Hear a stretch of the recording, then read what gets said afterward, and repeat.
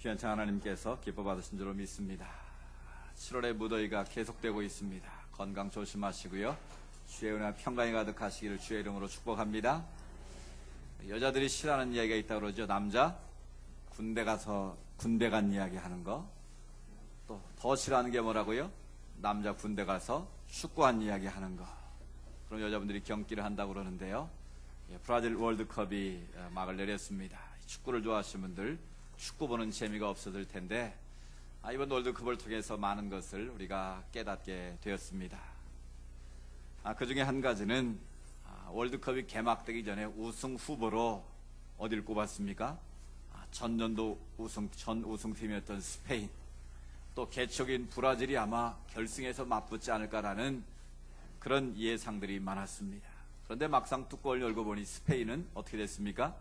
예선 탈락이라는 최악의 성적을 냈습니다. 또 브라질도 예선전에 좀 잘하는 듯 싶더니 어떻게 됐어요? 4강전에서 독일에게 7대1. 여자분들이 더 잘하세요? 축구를 좋아하시는 것 같습니다. 그리고 3, 4위전에서 네덜란드에게 3대0으로 완패를 당하고 말았습니다. 그래서 브라질 전체가 난리가 났었죠. 반면 이 독일이라는 나라는 별로 크게 늘 주목을 받지는 못하는 나라입니다. 그런데 꾸준히 4강에 드는 나라가 이 독일인데요. 이번에는 아르헨티나를 꺾고 우승컵을 차지했습니다. 저는 이걸 보면서 많은 생각을 하게 됐는데요. 월드컵이 열리기 전에는 화려한 조명을 받고 등장을 했다가 월드컵이 끝나기 전에 짐을 싸야 하는 스페인과 같은 나라의 모습, 또 개최국으로서 우승을 장담하던 브라질이 4강전에서 참패를 당하고 온 국민이 충격에 빠지는 그런 모습을 보면서, 또 그라운드를 빠져나간 선수의 그 뒷모습을 보면서 입장도 중요하지만 퇴장은 더 중요하다라는 생각을 하게 됐습니다. 여러분, 한국 홍명보는 어떻습니까? 소위 홍명보 키즈라고 불리는 의리 축구. 한 번 믿으면 끝까지 믿는다. 그래서 고집을 부려서 끝까지 기용을 한 결과 한 번도 이기지 못하고 결국 짐을 싸는 바람에 사탕 세례를 받고, 또 월드컵 준비 기간에 땅 사러 다녔다고 그래서 홍명보가 아니라 땅명보, 이런 소리를 듣다가 쓸쓸하게 사퇴 기자회견 뒷모습을 보게 됐습니다. 사랑하는 여러분, 우리는 앞부분에 많이 신경을 씁니다. 여러분, 얼굴에다 신경을 많이 씁니까? 아니면 다른 몸 등이나 다리 이런 데 신경을 씁니까? 실은 많은 사람들은 얼굴에 엄청난 에너지를 썼죠. 특히 여자분들은 얼굴에 드는 비용도 만만치 않으실 거예요. 항상 사람들은 앞모습을 보기 때문에, 또 그것이 보이기 때문에 앞부분에 대해서, 앞모습에 대해서 많이 신경을 쓰게 됩니다. 근데 실제로 우리들이 기억되는 것은 앞모습일까요? 뒷모습일까요? 실은 돌아서서 가는 그 뒷모습이 오랫동안 우리의 마음에 기억이 된다라는 사실입니다. 그 입장은 화려했어도 가는 그 뒷모습이 쓸쓸해 보이는 경우도 있고요. 또 어떤 경우는 앞모습은 별 볼 일 없었지만 그 뒷모습이 정말 아름답게 기억되어지는 그런 사람도 있다라는 사실이, 정작 우리가 신경 써야 될 부분은 앞모습이 아니라 실은 우리의 뒷모습일 수 있다라는 거예요. 이런 비행기가 아무리 이륙을 잘해도 착륙을 못하면 그것은 대형 사고 아니겠습니까? 바둑을 둘 때도 마찬가지입니다. 아무리 열심히 초반에 바둑을 잘 집을 새를 형성해도 마무리를 잘못해서 대마가 붙잡히게 되면, 한 수를 잘못 두면 그냥 지는 거 아니겠습니까? 우리 인생도 이렇게 화려한 조명을 받고 입장을 했지만 그 뒷모습이 쓸쓸하게 마무리되는 사람이 있고, 또 반면에 시작은 미약했지만 나중에 뒷모습이 아름답게 기억되는 사람이 있다라는 것이죠. 오늘 설교의 제목은 아름다운 퇴장입니다. 옐로 카드나 레드 카드를 받고 퇴장한 것이 아니고 그 뒷모습이 아름다운 사람을 보고자 하는 것이죠. 그런 점에서 퇴장하면 나이가 드신 분을 염두에 두고 말씀을 전한 것이 아닌가 생각하기 쉬운데 실은 그렇지 않습니다. 올해 이 말씀은 젊으신 분들, 내가 아직은 젊다라고 생각하는 분들이 앞으로 내 인생을 살아가면서 어떻게 하면 내 인생의 마무리를 아름답게 할 것인가, 어떻게 하면 내 인생의 뒷마무리를 멋지게 마무리하고 떠날 것인가? 그런 점에서 오히려 젊은 분들이 이 말씀을 잘 새겨 들어야 될 것이라고 생각을 합니다. 오늘 본문에 보면 초대교회 위대한 사도였던 베드로의 퇴장을 보게 됩니다. 사도행전을 기록한 의사였던 누가는 사도 베드로의 퇴장을 너무나 간단하게 한 줄로 표현했습니다. 오늘 본문 17절에 보면 떠나 다른 곳으로 가니라. 떠나 다른 곳으로 가니라. 베드로의 삶의 모습을 조명해 본다면 얼마나 할 말이 많겠습니까? 지금까지 살아왔던 그 인생의 흔적들을 조명하면 엄청난 분량이 될 것입니다. 그런데 의사였던 누가가 베드로의 삶의 조명을 하면서 그 인생의 마무리를 하는 그 표현을 떠나 다른 곳으로 가니라. 이 짧은 한 줄로 베드로의 은퇴를 기록하고 있다라는 사실입니다. 오늘 이 본문에서 이 기록 이후에는 사도 베드로의 모습이 등장하지를 않습니다. 사도행전 15장 예루살렘 공유회에서 잠깐 초대교회의 대표로서의 베드로의 모습이 나타났을 뿐이지 공식적인 그의 사역과 행적에 관해서는 더 이상 노 코멘트라고 있는 것이 사도행전의 모습입니다. 오늘 베드로가 떠나 다른 곳으로 갔다란 이 말 속에 다른 설명이 붙어 있지를 않습니다. 무슨 베드로의 고별사를 첨삭한 것도 아니고요. 모든 제자들과 성도들 앞에서 화려한 퇴임식을 한 것도 아니었습니다. 그냥 한 줄로 그렇게 떠나갔다라는 한마디 표현밖에 없다라고 기록합니다. 그런데 인간적으로 생각하면 섭섭하지 않겠습니까? 여러분이 베드로의 입장에서 사도행전을 기록한 것을 보았을 때 여러분이 베드로라면 의사 누가에 대해서 어떤 마음을 가졌겠습니까? 저 같았어도 엄청 섭섭했을 것 같아요. 아니 내가 그래도 초대교회에 가장 잘 나가던 사도인데 그래도 나의 인생의 마무리 퇴장을 그렇게 한 줄로 떠나 다른 곳으로 가니라. 그렇게 썼다면 얼마나 섭섭하고 때로는 원망스럽고 불평스러운 일 아니겠습니까? 그런데 여러분 놀라운 사실은 베드로는 거기에 대해서 한마디 이의를 제기한 적도 없고 자기의 어떤 속사정을 알아달라고 말한 적도 없고요. 그냥 그렇게 그 한 줄로 베드로는 사도행전의 무대에서 사라졌다라는 사실입니다. 그런데 더 놀라운 사실은 그 베드로의 뒷모습이 누가 봐도 쓸쓸해 보이지를 않는다라는 거예요. 비굴해 보이지도 않는다라는 거예요. 오히려 그 인생의 그 퇴장이 우리에게 더 아름답고 감동적으로 다가오는 이유가 무엇이냐라는 것입니다. 사도행전에 그 이름이 더 이상 등장하지는 않지만 베드로는 계속해서 하나님께서 맡겨주신 사명을 묵묵히 감당을 합니다. 일선에 나타나지는 않았지만 그는 끝까지 예수 그리스도의 복음을 증언하기 위해서 최선을 다했다라는 것이죠. 그는 예수님처럼 십자가에 달려 죽을 수조차 없는 죄인이라고 생각을 해서 그는 기록에 의하면 십자가에 거꾸로 매달려서 죽었다고 합니다. 비록 사도행전에서는 이 한 줄로 그 인생이 마무리되었지만 그 인생의 뒷모습은 더 아름다운 모습으로 우리에게 비춰지고 있다는 거예요. 그럼 어떻게 해서 베드로는 우리에게 그런 아름다운 뒷모습을 보일 수 있었느냐라는 거예요. 비록 짧은 한 줄로 표현되었지만 그 뒷모습이 아름답게 느껴지고 우리에게 다가오는 것은 무엇이냐라는 것이죠. 그 첫 번째 이유는 바로 그는 인생의 초점을 바르게 맞추어서 살았기 때문입니다. 여러분, 우리가 아무리 인생을 열심히 살아도 방향이 잘못되면, 그 인생의 초점이 잘못되면 그 인생은 헛된 수고일 뿐입니다. 아무리 내가 열심히 달려도 목표점을 잘못 정하고 달려가면 실격이라든지 헛수고가 될 수밖에 없다라는 사실입니다. 그러나 베드로는 자기 인생의 방향을 바르게 종조준한 사람이라는 것이죠. 여러분, 베드로와 예수의 만남은 어떻게 이루어졌습니까? 갈릴리 바다에서 호숫가에서 베드로가 고기를 잡고 있을 때 예수님께서 갈릴리를 지나가시다가 베드로를 부르셨습니다. 그때 그 이름은 시몬이었죠. 시몬이라는 이름의 뜻은 갈대, 광야, 그런 뜻입니다. 그러니까 그 인생은 흔들리는 갈대처럼 그런 미약한 인생으로 살고 있었다는 것이죠. 그런데 주님께서 베드로를 향해서 그를 부르셨습니다. 내가 사람 낚는 어부가 되게 할 것이다. 나를 따라오너라. 그때 주님은 베드로는 너무나 순진하게도 그물을 버려두고 예수님을 따르게 되지요.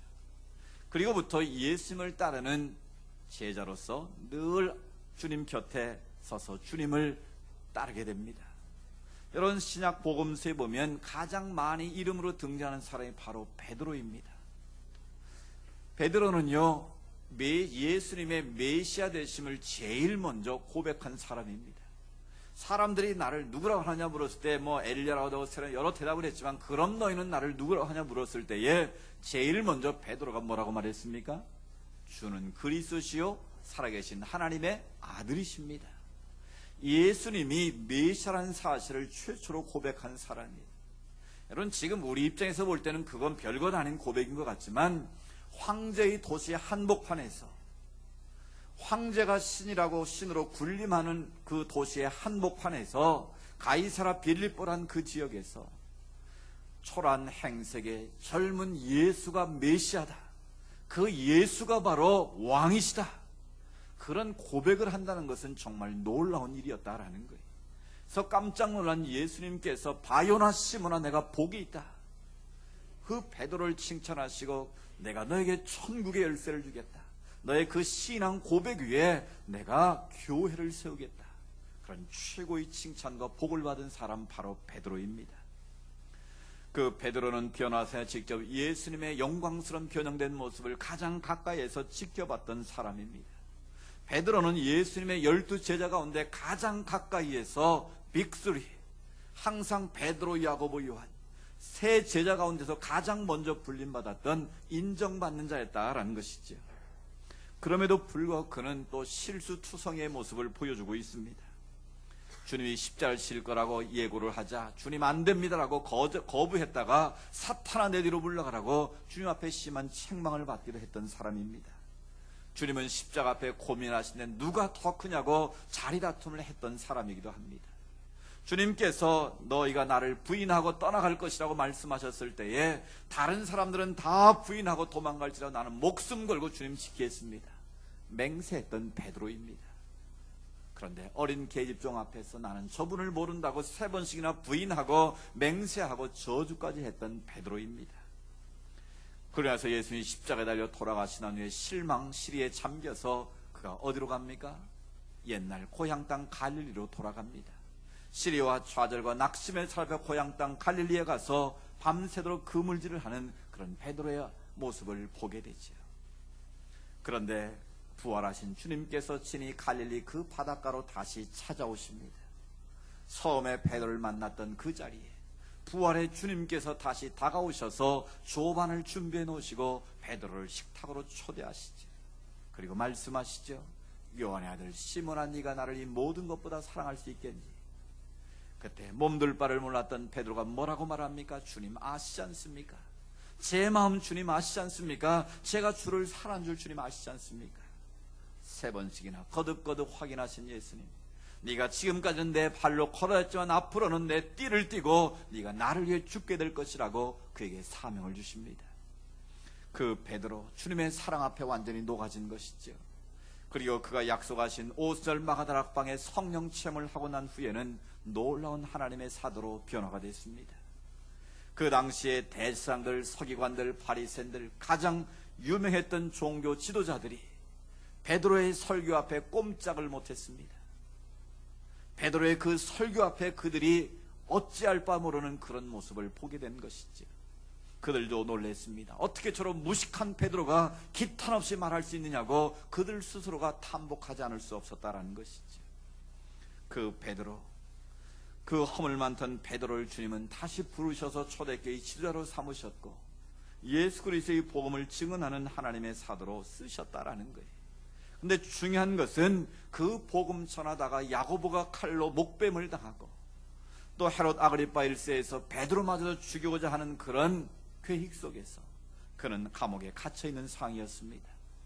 4명씩 짝을 지어서 16명이 베드로를 쇠사슬로 묶어서 지키고 있는 그 상황에서 하나님께서 천사를 통해서 풀어주시지 않았습니까? 근데 놀라운 사실은 베드로는 지금 날이 밝으면 목뱀을 담아 죽임당하는 그 순간에도 태연하게 감옥에서 잠을 자고 있었다라는 것이죠. 그래서 천사가 와서 베드로를 쳐서 깨웠다고 말씀합니다. 옥문이 열리고 길거리로 나왔을 때까지 이게 꿈인지 생시조차 구분하지 못했다라는 거예요. 그럼 이게 말이 되는 것이겠습니까? 날이 밝으면 목뱀을 당하는데 그렇게 태연하게 잠을 잘 자가 누가 있겠느냐라는 것이죠. 그런데 그렇게 할 수 있던 이유가 무엇입니까?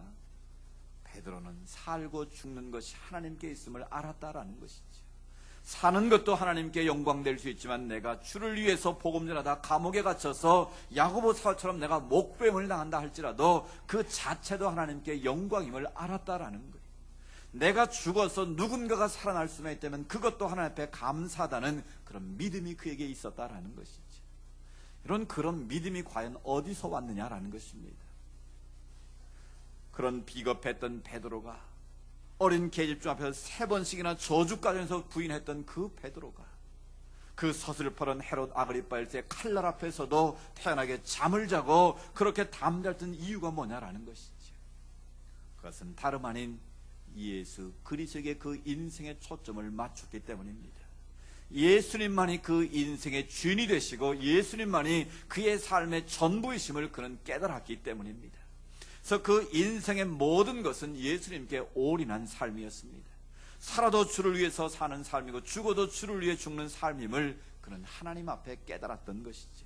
그래서 자신의 생명까지라도 바쳐서 주님을 위해 그렇게 쓰임받을 수 있다면 그것을 감사함으로 받아들일 수 있었다라는 것이죠. 그렇습니다. 오늘 우리의 인생길에 염려와 근심과 걱정과 좌절, 낙심 가운데 빠진 이유가 무엇이겠습니까? 내 인생의 초점이 불분명하게 되면, 내 인생의 방향과 목표가 불확실하게 되면 그 인생은 흔들릴 수밖에 없다는 것입니다. 여러분, 언제 마음이 제일 불안하십니까? 어떤 선택을 앞에 두고 마음의 갈피를 잡지 못할 때가 실은 제일 불안하고 염려 근심 가운데 빠지는 거예요. 그래서 헬라어로 염려라는 단어가 메림나조라는 말인데 그 원래 의미가 마음이 나누어진다라는 뜻이. 여러분, 우리가 가장 불안함을 느낄 때는 마음이 나누어질 때입니다. 그러나 단마음으로 내가 하나의 뜻을 정하게 되면 그 길로 딱 선택을 하면 그 이후부터는 앞에 있던 염려 근심은 사라지게 된다라는 거예요. 그렇습니다. 오늘의 인생 여정 속에서 예수 그리스도께 내 인생의 초점을 맞추고 살면 그 인생은 흔들리지 않는다라는 거예요. 왜 우리가 작은 풍랑에도 쉽게 흔들리고 작은 시대도 넘어지고 낙심하고 좌절하는가? 내 인생의 초점이 불분명하기 때문이다라는 거예요. 내가 가야 할 인생의 방향이 불확실하기 때문에 이리 갈까 저리 갈까 가운데서 머뭇거리다 보면 그 인생은 염려와 근심 가운데 살아갈 수밖에 없다라는 것이죠. 여러분, 지금 어느 곳에 인생의 방향을 맞추고 있습니까? 여러분의 인생의 초점이 과연 어디에 있습니까? 인생의 초점을 예수님께 맞춘 사람, 어떤 사회도 흔들리지 않게 될 줄로 믿습니다. 어떤 위기가 오고 어떤 인생의 깊은 골짜기가 들이닥쳐도 그것 때문에 좌절 낙심하지 않는다는 것이죠. 왜 그렇습니까? 내가 배짱이 좋아서가 아닙니다. 내가 믿음이 좋아서가 아닙니다. 나는 부족하고 연약하지만, 나는 여전히 그 일을 감당할 수 있는 힘과 능력은 없지만 내 안에 계신 주님이 위대하시기에, 내 안에 계신 그 주님 풍랑에는 바다도 잠잠케 하시는 분이고 죽은 자도 살리시고 없는 것을 있는 것처럼 부르실 수 있는 분이시기에 그분을 내 인생의 초점으로 맞추고 사는 사람, 어떤 사회도 믿음의 길을 걷게 되는 줄로 믿습니다. 여러분의 인생의 아름다운 마무리를 위해서는 바로 여러분의 인생의 초점을 예수 그리스도께 맞출 수 있기를 축복합니다. 예수를 내 인생의 주인으로 모시고 주님 앞에 내 삶을 온전히 맡겨드리고 주님이 기뻐하시는 그 길을 걸어갈 때 우리 인생의 마무리하는 그 뒷모습은 베드로처럼 그렇게 아름답게 될 줄로 믿습니다. 베드로처럼 오직 예수께 올인한 사람, 베드로처럼 예수님께 모든 인생의 초점을 맞추고 살게 될 때 그 인생의 뒷모습은 아름답게 될 줄로 믿습니다. 두 번째로 아름다운 퇴장을 위해서는 과정에 충실해야 됨을 말씀하고 있습니다. 베드로는 부활하신 주님을 만나고 난 이후에 성령 체험을 하고 난 이후에는 한시도 흐트러없는 삶을 살았다라는 거예요. 오직 예수 그리스도의 복음을 위해서 자나깨나 생명의 복음을 전한 일에 자신의 인생을 올인했다라는 것이죠. 결국 하나님을 만난 사람, 하나님께 초점을 맞추고 사는 사람은 그 인생에 주어진 시간들, 삶들을 허비하지 않는다라는 것입니다. 그래서 사도 바울은 에베소 5장 16절 이하에 세월을 아끼라고 말합니다. 때가 악하다고 말하고 있습니다. 너에게 주어진 시간을 돈을 주고 기회를 사라는 의미입니다. 또 다른 의미로는 너희의 삶 가운데 의미 있는 것을 건져 올리라는 뜻입니다. 우리에게 주어진 오늘이란 시간 속에서 나는 과연 하나님 주신 기회를 돈을 지불하고 살 수 있는 그런 믿음이 있느냐라는 것이죠. 오늘 내가 하고 있는 그 일을 통해서 하나님이 기뻐하시는 의미 있는 삶을 내가 건져 올리고 있느냐라는 것이죠. 만약 우리가 헛된 것에 초점을 맞추고 헛된 것을 붙잡으려고 애를 쓰고 있다면, 정작 잡아 올려야 할 것을 잡아 올리지 못하고 엉뚱한 것을 건지고 있다면 그 인생은 아무리 수고하고 애를 써도 헛수고에 불과하다라는 거예요. 잠시 눈에 보이는 없어질 그것을 위해서 우리 인생을 살아간다면 그 인생의 뒷모습은 허망하기 짝이 없다라는 것입니다. 그래서 오늘 주어진 우리의 삶 가운데 오늘이라는 시간 속에서 내가 하고 있는 그 일이 바로 하나님 맡겨주신 성직임을 믿으시기 바랍니다. 그래서 켈빈은 우리의 직업을 vocation이라고 불렀습니다. 말씀을 전하는 주의 종만이 성직자가 아니라 하나님 주신 지혜와 능력과 은사를 가지고 자기가 주의 이름으로 하고 있는 모든 일은 다 vocation, 성직이고 소명이라는 것이죠. 여러분, 가정주부로 일을 해도 그 자리가 바로 성직임을 믿으시기 바랍니다. 여러분, 신 능력과 은사로 지금 일터에서 일을 하고 있다면 그 일터가 바로 나의 부르심의 자리, 성직임을 여러분 기억하십시오. 여러분이 사업을 하고 있다면 그 사업장이 바로 하나님의 선교를 이루어가는 하나님의 vocation, 그 소명의 자리를 여러분 기억하시기 바랍니다. 그곳에서 내가 무슨 일을 하든지 직위고하를 막론하고 나는 하나님 앞에서 일한다, 나는 하나님의 기쁨을 위해서 존재한다, 오늘 나를 통해서 예수 그리스도의 향기를 발하기를 원한다, 그런 분명한 초점을 가지고 일하시면 그 일이 다 하나님의 기쁨이 되고 하나님의 성직인 줄로 믿습니다. 바로 우리에게 주어진 하루하루의 삶 속에서 그 주어진 일을 최선을 다해서 하나님의 성직으로 알고 감당할 때 그 인생은 결코 허비하는 인생이 아니라는 것이죠. 아무리 미약하고 작은 일처럼 보일지라도 하나님 앞에 사는 그 일은 성직이요 하나님이 기뻐하시는 일인 줄로 믿습니다. 여러분, 인생에 후회하지 않는 삶을 살려면, 그 뒷모습이 쓸쓸한 퇴장이 되지 않으려면 오늘이라는 시간을 의미 있게 채워가야 한다는 것이죠. 히말라야에 가면 이런 긴 이름을 가진 새가 있다고 합니다.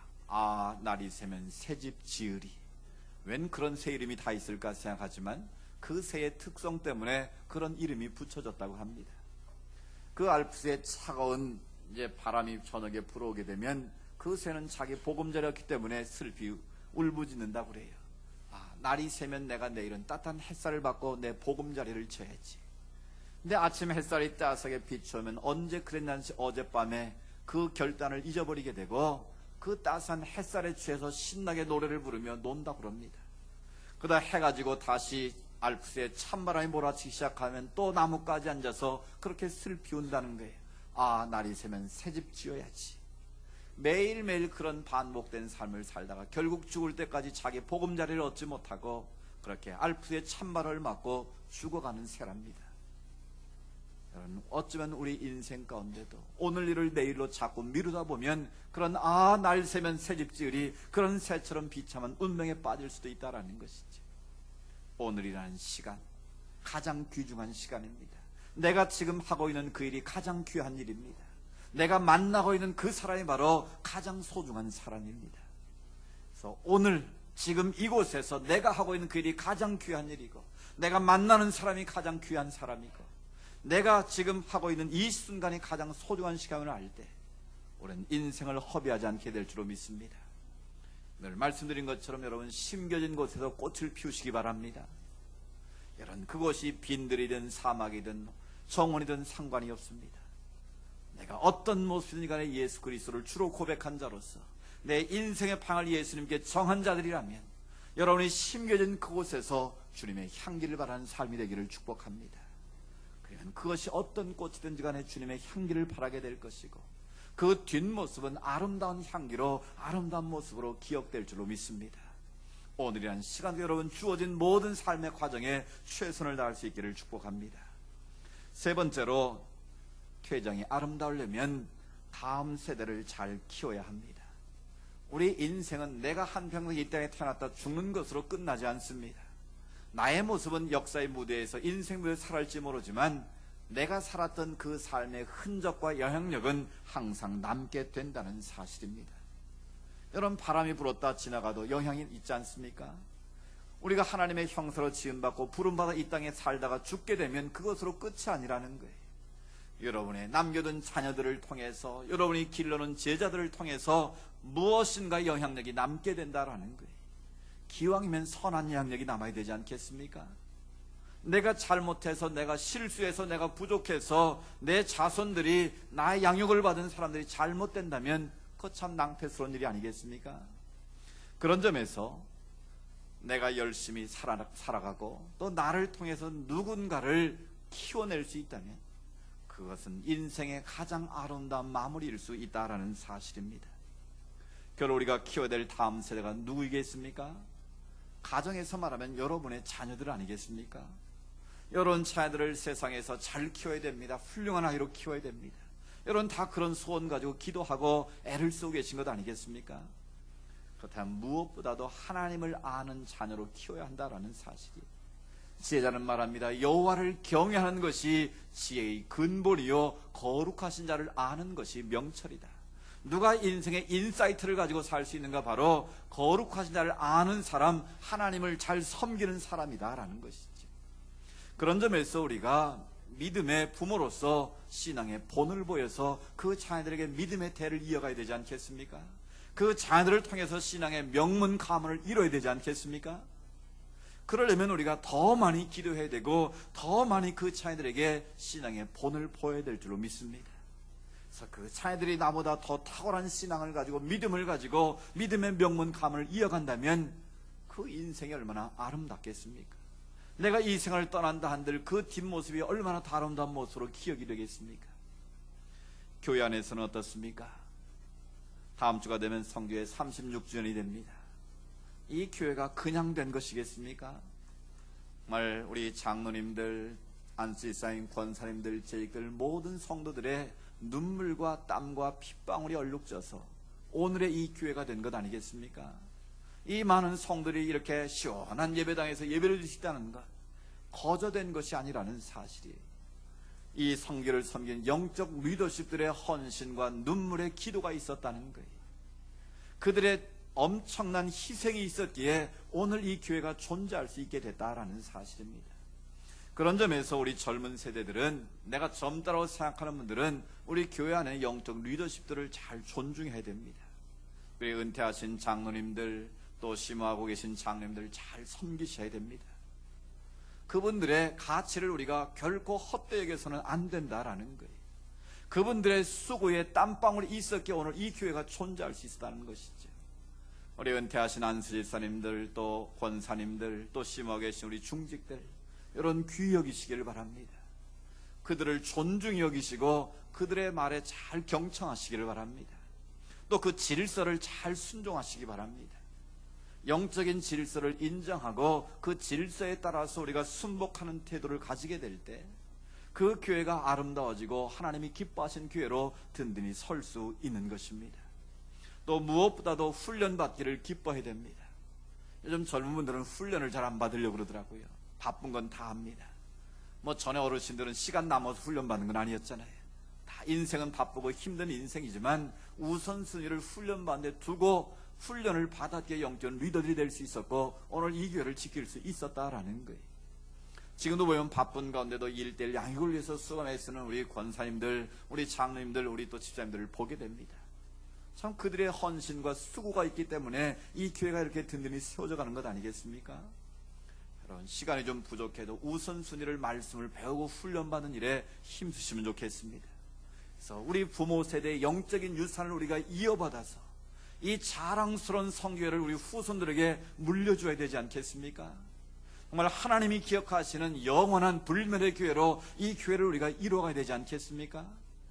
그러기 위해서는 우리가 정말 우리 영적 리더십들은 후배들을 위해서 더 많이 기도해 주셔야 되고 격려하고 축복해 주시고, 또 젊은 세대들은 영적 리더들을 존중하고 그 말씀을 배우기를 힘쓰고 질서를 따르고 그 말에 순복하게 될 때, 우리 교회는 아름다운 교회로, 지금보다 다음이 더 멋있는 교회로 주님 앞에 쓰임받게 될 줄로 믿습니다. 나 혼자만의 삶으로 존재하는 것이 아닙니다. 내가 이 세상을 떠나게 되고 내가 이 자리에서 은퇴하는 순간 그 영향력이 남게 된다는 것을 우리가 기억한다면 우리가 더욱 힘써서 맡겨주신 사명 감당해야 될 줄로 믿습니다. 우리의 사명은 잘 익은 사과 하나를 키워내는 것이 아닙니다. 건강한 사과나무를 심는 것입니다. 그래서 우리의 젊은 세대를 잘 키워서 그들이 건강한 나무가 되면 하나님이 기뻐하신 더 아름다운 열매들을 많이 맺을 수 있는 것이죠. 그런 점에서 우리는 민들레 씨와 같은 존재들이 되어야 될 줄로 믿습니다. 민들레가 꽃이 피어서 나중 되면 꽃대가 올라오고 하얗게 그 씨가 맺히지 않습니까? 바람이 한번 휙 불면 그 씨가 확 흩어지는 모습을 보게 됩니다. 그래서 세보면 사방에 민들레의 노란 꽃들이 만발하지 않습니까? 바로 우리의 삶이 그렇게 될 줄로 믿습니다. 오늘 하나님 앞에 부름받은 자들로서 다음 세대를 우리가 잘 키워낼 때, 또 다음 세대는 선배들을 존중하고 따르고 영적 리더십을 공경하면서 그 질서를 따르게 될 때, 우리 교회는 지금보다 더 아름다운 사도행전적 교회로 든든히 서게 될 줄로 믿습니다. 언젠가 오늘 우리는 인생을 마무리할 시점이 반드시 오게 될 것입니다. 내가 사역하고 있는 그 자리에서 물러나야 할 때가 올 것입니다. 지금 앞에 보이는 내 모습보다 이런 뒷모습이 더 아름다워질 수 있기를 축복합니다. 그 비결은 바로 예수님께 초점을 맞춘 인생이요, 주어진 삶에 대해서 최선을 다하는 인생이요, 또 다음 세대를 양육하는 것임을 우리가 배웠습니다. 오늘 우리는 과연 무엇을 위해서 힘을 쓰고 애를 쓰고 있습니까? 다시 한번 오늘 베드로의 퇴장을 보면서 비록 한 줄로 짧은 다른 것으로 아니라 기록되어 있지만 결코 비굴하지 않고 결코 참다해 보이지 않고 더 훈훈한 감도로 다가오는 그 베드로의 뒷모습을 생각해 보면서 우리도 그렇게 베드로처럼 우리의 뒷모습이 아름다워질 수 있기를 축복합니다. 우리의 뒷모습이 아름다운 연을 남겨 감동적인 그 뒷모습이 될 때 먼 훗날 우리의 후손들이 우리를 기억하고 우리 교회를 기억하게 될 줄로 믿습니다. 이 은혜가 우리 모두에게 있기를 주의 이름으로 축복합니다. 하나님 아버지, 오늘 베드로의 아름다운 태장을 말씀을 통해서 조명해 보았습니다. 하나님 앞에 부름받은 베드로 실수도 많고 허물도 많았지만 부활의 주님을 만나고 성령 체험을 한 이후에는 그런 예수 그리스도의 복음을 위해서 인생을 올인했던 삶을 살았습니다. 심지어 죽음 앞에서 두려워하지 않고 예수 그리스도의 복음을 위해 살았던 베드로, 다른 곳으로 가니라 그 짧은 한 줄로 사도행전에 기록되었지만 그 뒷모습은 우리에게 아름다운 모습으로 기억되고 있음을 깨달았습니다. 하나님, 우리의 삶에 오직 예수님께 초점을 맞추게 하시고 우리의 주어진 삶에 헛된 것에 매이지 않고 주님의 향기를 바라는 삶이 되게 하옵소서.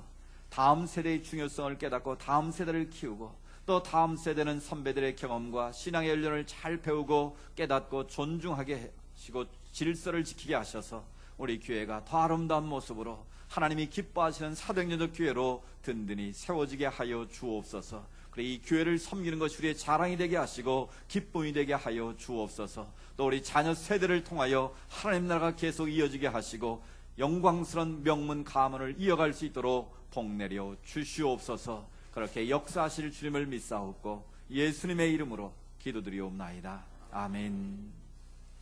오늘 신 말씀 생각하면서 신실하신 주님을 찬양하기를 원합니다.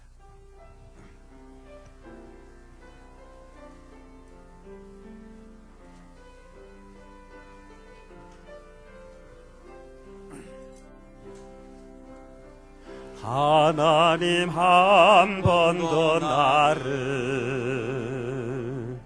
실망시킨 적 없으시고 언제나 공평과 은혜로 나를 지키시네. 지나온 모든 세월들 돌아보아도 지나온 모든 세월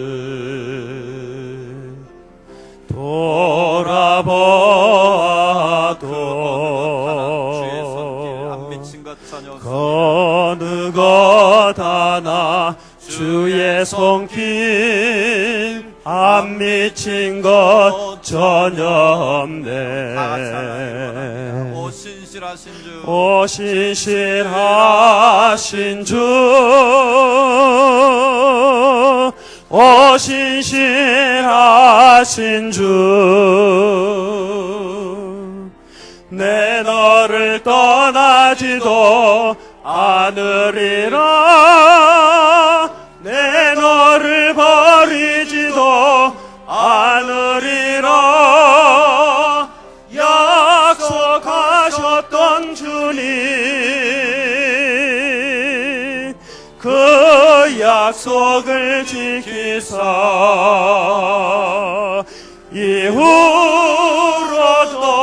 영원토록 나를 지키시리라 확신하네. 오 신실하신 주,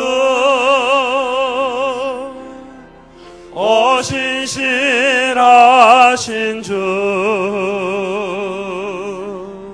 내 너를 떠나지도 않으리라, 내 너를 버리지도 않으리라. 약속하셨던 주님, 그 약속을 지키사 이후로도 영원토록 나를 지키시리라 확신하네. 아멘. 우리의 영원한 산 소망이 되시는 예수 그리스도의 은혜와 하나님 아버지의 놀라우신 사랑하심과 성령님의 인도하시고 위로하시고 교제하심의 역사가 하나님께만 초점을 맞추고 인생의 아름다운 뒷마무리를 위해서 수고하며 애쓰며 하나님께 영광되는 삶을 살기로 다짐하며 세상에 나아가는 주의 자녀들 머리머리 위에 하나님께 올려드리는 모든 믿음의 소원들 위에 이 나라와 이 민족 위에 주님께서 택하시고 복주신 성지교회 위에 이제로부터 영원토록 함께 하시기를 간절히 축원하옵나이다. 아멘.